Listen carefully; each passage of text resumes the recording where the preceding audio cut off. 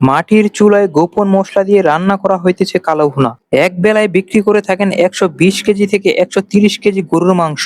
১ বছর নয়, ২ বছর নয়, ১৫ বছর যাবত ধরে এই ব্যবসা করে যাচ্ছেন এই মামা। এখানকার কালো ভুনা যদি আপনি একবার খেয়ে থাকেন তাহলে বারবার এখানে ছুটে চলে আসবেন কালো ভুনা খেতে। আর এখানকার প্রধান কাস্টমার হলো এখানকার গরুর হাটের যে ব্যবসায়ীগুলো থাকে, তারাই এখানকার মূলত প্রধান কাস্টমার। শুধু কি এখানে ব্যবসায়ীরাই খেতে আসে? না, এখানে যে ক্রেতারা আসে তারাও এখানে ভিড় জমিয়ে থাকে। এই হাটের মধ্যে অনেকে আসে গরু কিনতে, আবার অনেকে আসে এই কালো ভুনা খেতে। তাদের এখানকার রান্নাটা পুরোটাই মাটির চুলোর মধ্যে হয়, যার কারণে এখানকার মাংসটা খেতে অসাধারণ লাগে। আপনি এখানে কল্পনাই করতে পারবেন না যে এখানে এক বেলায় ১২০ থেকে ১৩০ কেজি গরুর মাংস সেল হয়ে থাকে। চাইলে আপনারাও এখানে আসে ট্রাই করে দেখতে পারেন, আপনার জিভের মধ্যে স্বাদ লেগে থাকবে সারা জীবন। তাদের এই রান্নাটা যদি আপনারা সরাসরি দেখতে চান তাহলে আপনাদেরকে চলে আসতে হবে সকাল ৭টায়। এখানে ৮ থেকে ১০টি দোকান আছে, তার মধ্যে এই দোকানটি ফেমাস।